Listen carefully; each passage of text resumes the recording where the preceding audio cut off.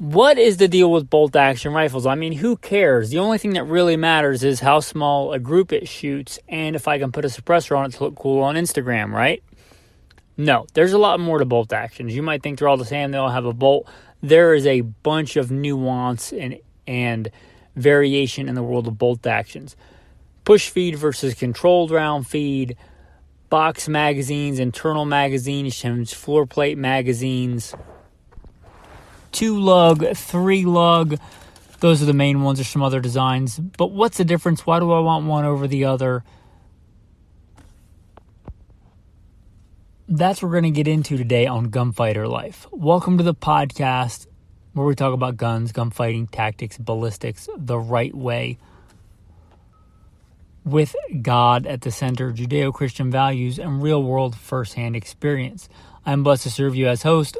Military, law enforcement, competition shooting background, hunting, guiding, all that will be in bullet points in the show notes. I've been blessed to do all those things so I can serve you here with some first-hand experience and knowledge. Let's get into this and try and get thorough in detail without being overly boring and ridiculously nerdy. Bolt actions are not all created equal. There is more to it than just the next cheap plastic push feed that can shoot little tiny groups in paper off a bench. If that's what you care about, then that's what you should get. Let's talk about push feed versus controlled round feed. One of the original bolt action rifles, and probably isn't the original, but the original really commercially viable, popular, mass adopted by many nations bolt action rifle is going to be the Mauser, often called the Mauser 98. There's a bunch of different Mausers, but that Mauser action, claw extractor controlled round feed. This is like the quintessential controlled round feed. In many of the other controlled round feeds, pre-64 Winchester, Model 70s, the American 1903, the Kimber 84s, these are all based on the Mauser. These are all kind of developments of the Mauser action. It's a controlled round feed. And this is kind of what this means. When that round comes out of a magazine, whatever kind of magazine it is, you have a big beefy claw extractor that takes up a large portion of the case. And it grabs that round when it's coming out of the magazine and it controls the feeding of it all the way into and out of the chamber.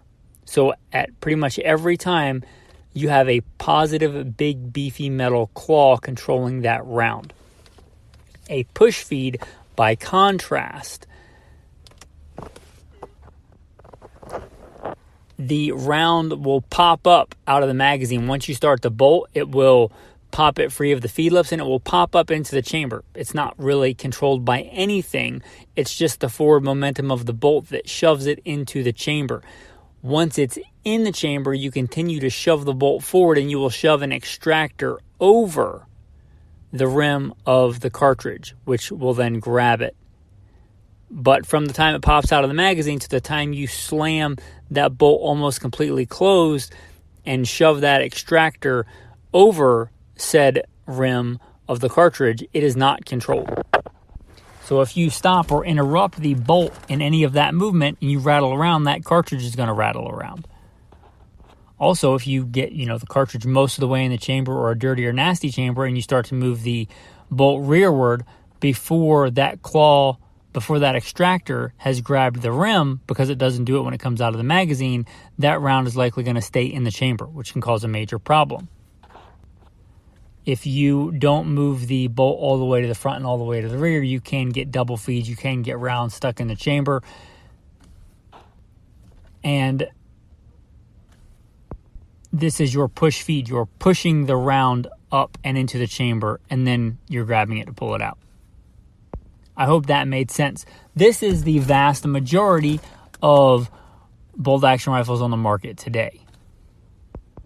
The Remington 700 and a bunch of other rifles based on the Remington 700 action. Your Tikkas, your Ruger Americans, not the Ruger Hawkeyes or 77s. Those are based on the Mauser type action. At least the latter ones, the earlier generations, may not be controlled round feed, but the Ruger Americans, the Tikas, Bagaras, Remington 700s, a bunch of the other semi-custom guns based on the Remington 700, which is a phenomenally popular action. These are all going to be push feeds. Why are they the dominant action? Two main reasons. The main one, they're cheap. They're the polymer striker fireds of the rifle world. Polymer striker fireds in the handgun world are the vast majority of the market. Why? Because they're cheap. Not because they're better, because they're cheap and they work. This is a major reason why push feeds, right? This is the whole reason why Winchester, if you want to get into some rifle history, the big two, the Remington 700 and the Winchester Model 70, everybody pretty much that's into rifles hardcore knows that the Remington Model 70 Pre-64 is the rifleman's rifle. It's also quite expensive. Remington came along with their push feed, which was quite a bit more affordable, and Winchester changed their action after 64 to make it a push feed. Why? Cheaper. That's why the pre-64 controlled round feeds are so coveted. Now they recently, I mean like in the 2000s, went back to the controlled round feed, but to give you an idea, they're cheaper to manufacture. If you look at the bolt of a Remington 700 versus a Winchester Pre-64 Model 70 or a Mauser, you will quickly see that the controlled round feed design is much more complex. There's a lot more machining there. There's a lot bigger, beefier extractor, and it's a more complex design. Not very complex, but significantly more complex than, let's say, a 700 bolt, which is basically just a cylinder with some lugs on it.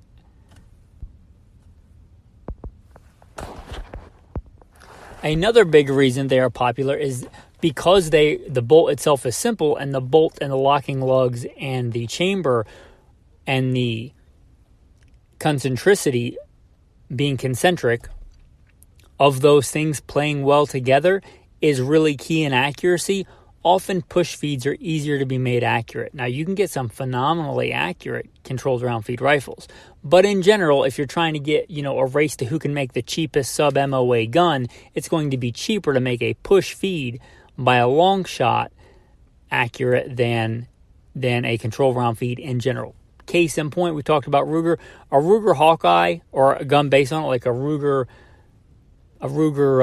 Scout rifle, they're not like generally sub-MOA guns unless you do some work to them. They're, $1,200-$1,300.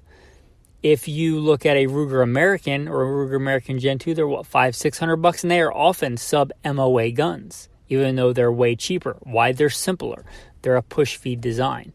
So, like many things in this episode, it's going to boil down to what do you want? Do you want a less reliable, less controlled, more prone to be able to have serious malfunctions, cheaper rifle that's more accurate? Or do you want a rock-solid, dependable, rugged rifle that's, really good in harsh conditions, really dependable and reliable? Then you're probably going to want a control round feed.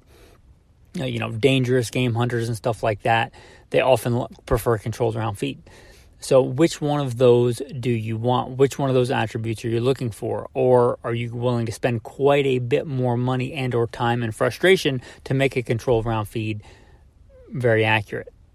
But that's the difference between a push feed and a controlled round feed. I should mention that not all push feeds are created equal. There are a lot of different extractor designs. One of the things that's plagued the Remington 700, aside from it not being drop safe and going off when it's not supposed to in the classic designs, one of the other things that plagued that platform is broken extractors. Those extractors are kind of known for breaking. They're kind of notorious, infamous for breaking the extractors on the Remington 700s.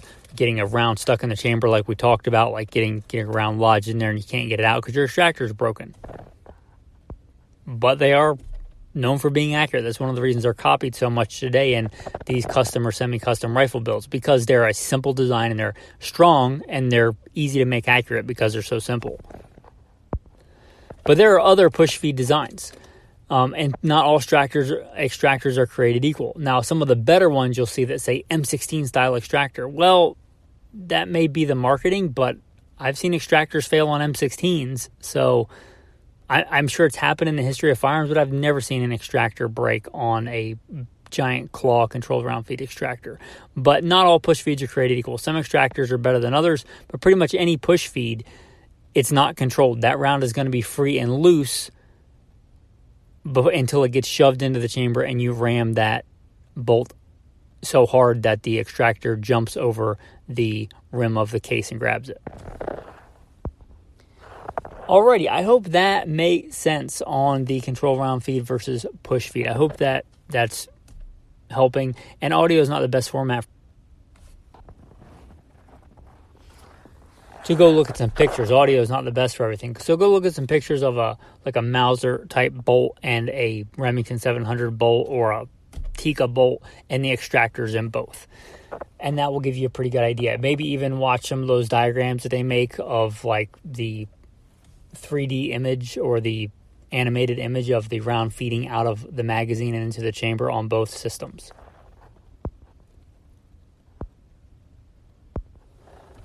Okay, next, let's talk about magazines, since we just touched on it. Magazines in bolt-action rifles. Now, you could technically have a single-shot bolt-action rifle where you just lay the round in the chamber and you shove it home and it's basically a single-shot bolt-action. Those exist, but they're not real common. Most of the time, other than like competition, really high-end, long-range stuff, you're not going to be dealing with that.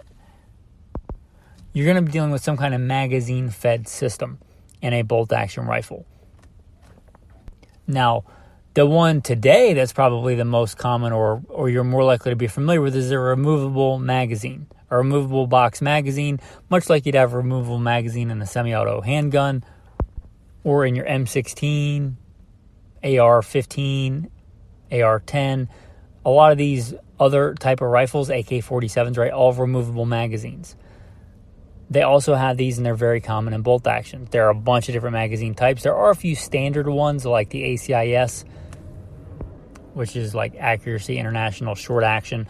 There are a bunch of patterns of magazines, but let's just lump them all into detachable box magazines. What are the benefits of these? Well, the benefits of these are that you can switch out magazines, right? That's the reason why detachable box magazines were invented. When I run out of ammo, I can throw in another magazine. You might think, well, that's great. Why isn't everything like that? Well, hold on. We'll get to the disadvantages. But you can have an extra magazine. So you run out of ammunition, you can throw another magazine and you can swap out the mags. It's a reason these exist and are so prevalent in fighting handguns and military rifles. However, on a bolt-action rifle, bolt-action rifles, they're not meant to be fast in general in use today. They're not meant for that role. You can certainly cycle a bolt fast, but if you want fast, get a semi-auto. And you're generally not talking about a combat-style rifle. Some of the disadvantages to a box magazine, they not always, but often will hang out below the bottom of the rifle, making it less sleek and svelte and less handy. May affect the balance of the rifle. Another big one is if you're doing a lot of hiking, rucking, going around in the bush, harsh conditions, you can hit the magazine release and drop a magazine or release a magazine. That's a bad time, especially if you only have one, right? Now you're back to that, I have a single shot.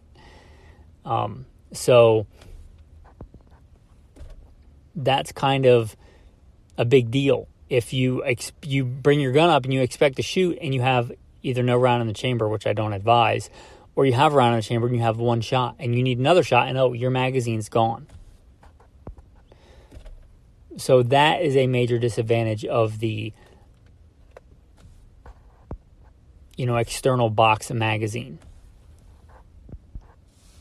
Another disadvantage of the external box magazine is that they're generally not made as well as a magazine that's machined in as part of the rifle, because that magazine that's made as part of the rifle is generally thought of as needing to last as long as the life of that rifle, whereas detachable box magazines are generally considered a disposable item.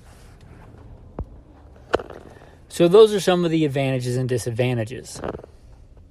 Another advantage I should mention is that if you have a detachable box magazine in your bolt rifle, you can decide, yeah, I want a flush fit 3-round magazine, or no, you know what, for the application I'm doing, I want an extended 5 or 10 or larger magazine for this rifle. Whereas an internal magazine is pretty much going to be set on how many rounds it can hold. Okay, now for your internal magazines, all these are going to have magazines unless it's a single shot. But there are 2 different types of internal magazines, and these aren't all created equal, but I'm going to lump them into 2 big categories. Your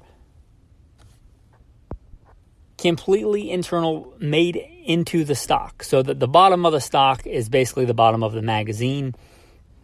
And these are good because they're simple. You know, you can't really lose the rounds that are in there. The feed lips are generally big and beefy and made as part of the rifle or made to last a very long time. You'll likely have a decently thick piece of metal in there as the magazine body inside the stock, and a pretty big, beefy spring. Quite a bit beefier and more robust than you would see in a magazine, like an external box magazine. Generally, the springs are going to be made different, made quite a bit bigger and more robust.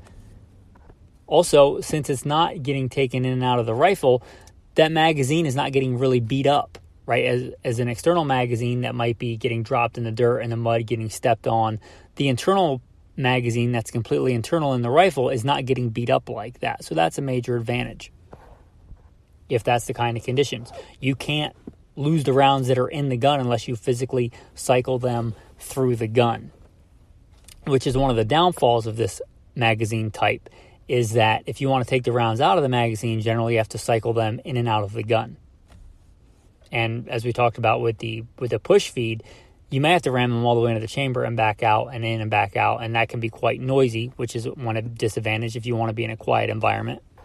Or you might be able to manually pop them out with your hand, which is not the easiest thing to do sometimes. But again, they are simple, they are protected. There's really no way to lose the rounds in the magazine unless you are really intentional about it. So, and they're simple, and they're oftentimes one of the more affordable ways. It's just to have the magazine built into the stock of the gun. And that leads us to kind of a happy medium, and this is going to be the hinged floor plate magazine. Generally, these are going to be pretty flush with the bottom of the stock, so they're not going to add a lot of bulk or weight or anything to get caught up on brush or anything like that, or to lay flat on an object if you're laying the rifle down. But where the bottom of the magazine is, it's going to have a floor plate, generally fixed on the front end. I'm not aware of any that go the other way, but it's fixed on one end with some kind of hinge, a screw, kind of like you would have a door hinge. And on the back, there's going to be some kind of latch that you can hit and drop that floor plate. When you drop the floor plate, any rounds that are in the magazine will fall out. Now, these tend to be a lot harder to accidentally do that on than a magazine. Like a magazine, because it's meant to be swapped out fairly quickly, is generally going to have a bigger, easier, more easily depressible magazine release. Whereas this hinged floor plate magazine, it's not meant to be super fast. So a lot of them are designed to be really intentional. Like, you really got to want to get those rounds out of there. And they're generally designed to be pretty concealed and hidden, so you're not going to hit them on really brush or anything like that to cause the floor plate to pop out. Now, that said, that still can happen. I have seen it happen. One of the big ones, if you didn't shut the base plate all the way, if you didn't shove it all the way flush, and then you shove rounds in and boom, they all fall out. That can happen. But it's part of the thing, and if it does happen, you might lose the rounds, but you're not going to lose the magazine. It's part of the rifle. Unless you take the screws out and stuff, you're not going to lose that part of the magazine. So if you did what happened before, you go hiking and whatever, and you lose your magazine, you're down to a single shot. If you have a hinged floor plate magazine and you go hiking around and you somehow, it would be pretty hard, but if you somehow hit that floor plate, you're going to lose the rounds, but you're still going to have a magazine. So if you have more ammunition, you just reload it and you still have a repeatable, decent rate of fire gun. You're not down to a single shot. And generally, at least classically, this may be changing more now where people don't spot and stalk and get close to animals or whatever, and they don't really care about the sleekness and streamline nature of a bolt action rifle. Historically, this has pretty much been seen as the best for a hunting rifle. But the hinged floor plate magazine, and that's kind of the difference. Now let's briefly talk about, before I move on, some disadvantages. Now these magazines, the internal magazines, are generally made bigger and beefier and better, but they can have issues, just like any mechanical device. If you get an issue with that magazine, that's the magazine that you have. Like if for some reason that magazine, that internal magazine, that floor plate magazine is not working right, that's the magazine that you have, and you can't easily swap it out. Like you're probably not swapping it out in the field. You're probably not bringing a bunch of spare gun parts to manually rebuild that magazine. If you have a bad magazine with a removable magazine, which is more likely because they're meant to be a disposable part, but if you have a bad magazine, if you have a spare, you can just swap it out. So there you go. There's another disadvantage. Now, let's talk about lugs and bolt throw and things like that. Real briefly, I'll talk about close or cock on close and cock on open actions. Almost all of them are going to be cock on open actions. The only real popular one that I'm aware of is the Enfield. And if you're getting an Enfield nowadays, you're getting it because you inherited it or because you're really into military history. So I'm going to leave that out. But that's it. That's a popular and fast bolt action. That's a cock on closed. Almost everything else is going to be a cock on open action. Why that is from an engineering standpoint, I don't know. But almost all of the ones that I can think of are going to be a cock on close action today. Pretty much everything else that I can think of is going to be a cock on open action, rather. It's going to cock when you open it. Meaning, let's say you're dry firing, which you should be doing, and you pull the trigger and that firing pin goes forward. When you lift the bolt up, it's going to reset that spring tension and recock that firing pin. Because you're opening the bolt, it's recocking it, if that makes sense. Now, not nearly as streamlined or not nearly as one-sided is the 2-lug versus 3-lug. And these are the main two types of lugs. There's many others, but the vast majority of the market is going to be 2-lug or 3-lug. Why would you want one over the other? Well, the 2-lug is going to need to be rotated more if you think about it. Since there's 2 lugs, you're generally going to need to lift the bolt higher and move it more, or when you're going the other way, push it down more before the action is open or closed. And these angles are not exactly, but you'll generally hear it referred to as like a 90-degree bolt throw. So you have to move it more. Now, why would you ever want to do that? Well, remember I said the cocking action? Well, you got to cock whatever the amount of spring tension is the same either way. So let's say your firing pin tension is I don't know, let's say just make up a number, 16 pounds. And you have to cock that spring. Well, the longer it is, the more gradual that cocking motion is. So perhaps the more gentle and smoother that action is going to be. Whereas if you didn't have to move it as much, you still have to apply the same amount of force in a shorter distance. I hope that wasn't too confusing. Also, if you're going for concentricity, again, everything being concentric, generally making 2 things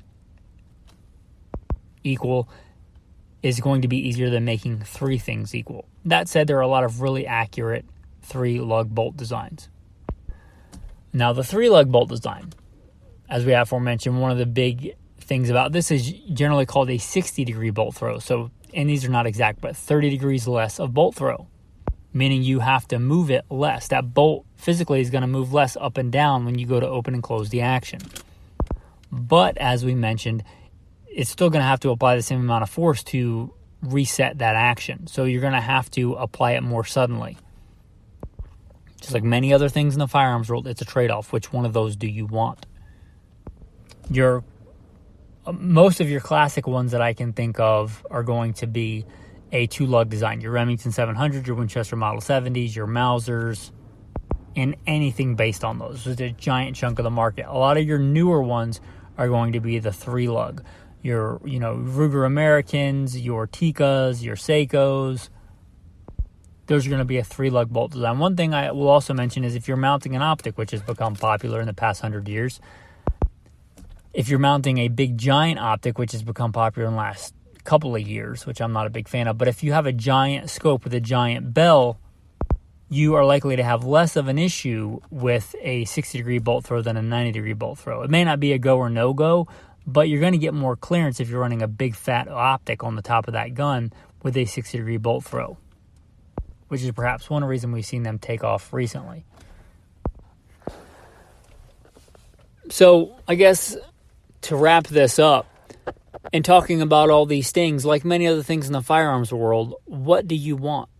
Like, let's take handguns. Do you want shootability or do you want concealability? They're almost a complete inverse relationship. The more concealable you get, the less shootable it's going to be. Do you want more power or do you want less recoil? Do you want the added velocity of a longer barrel or do you want the shorter, more handy nature of a shorter barrel? Many things in the firearms world are a complete inverse relationship, and you have to pick. Many things are a trade-off. So you have to decide what kind of conditions are you going to be using this rifle in, for what purpose is it for? And there's many other things we could get into, standard action or long action versus short action versus a mini action. Perhaps there's a bunch more examples like that. But I hope this was helpful. I hope this helps you navigate and not just, this gun's got a cool Cerakote color, I'm going to get it. But sit down logically and think about what your needs are and what's best going to serve them. And that might guide you in the right direction for what rifle is best going to fit what you're trying to do. But I try to be fair and impartial here in this episode. I do have my preferences. I like a controlled round feed for a lot of things. I generally do some pretty nasty, rugged wilderness hunting.